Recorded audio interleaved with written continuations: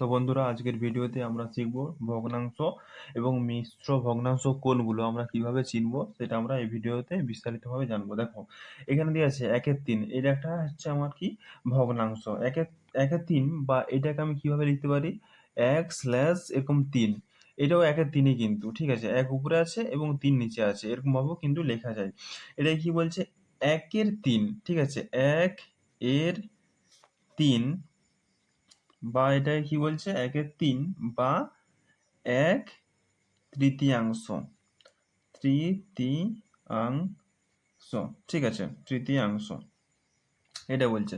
তারপর 1/2, 1/2 মানে হচ্ছে তোমার 1/2 বা হচ্ছে 1/2, এইভাবেও কিন্তু লেখা যায়। তুমি যদি ভাবো যে আমি এইভাবে লিখবো, এইভাবেও লেখা যায়, ঠিক আছে। এটা হচ্ছে আমার কত, 1/2, 1/2, ঠিক আছে, 1/2 বা হচ্ছে আমার 1/দ্বিতীয়াংশ, 1/দ্বিতীয়াংশ, ঠিক আছে।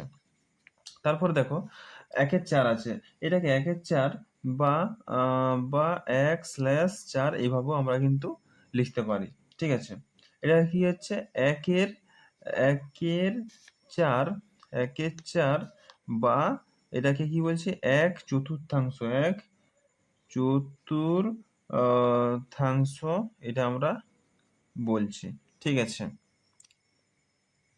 তারপর দেখো মিশ্র ভগ্নাংশ, এটা হচ্ছে আমাদের মিশ্র ভগ্নাংশ। এই যে এটা হচ্ছে পূর্ণ সংখ্যা, ঠিক আছে, এটা হচ্ছে একটা হচ্ছে পূর্ণ সংখ্যা এবং 1/4 হচ্ছে, এটা হচ্ছে তোমার 1 ভাগের, ঠিক আছে, একটা এক এককে 4 ভাগ করেছে তার 1 ভাগ, ঠিক আছে, মানে 1/4। এটাকে কি বলছে, 1/1,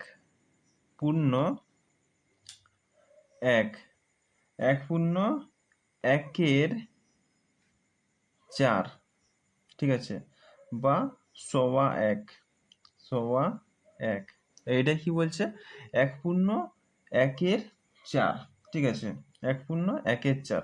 তারপর বলছে 1/1/2, ঠিক আছে, এটাকে বলছে 1/1/2, বা এটা হচ্ছে 1.5, ঠিক আছে। এটা কি বোঝা গেল, এটা হচ্ছে মানে এটা হচ্ছে একটা হচ্ছে পূর্ণ সংখ্যা আর 1/2, এই যে 1/2, ঠিক আছে, এটা আমি বিস্তারিতভাবে লিখছি।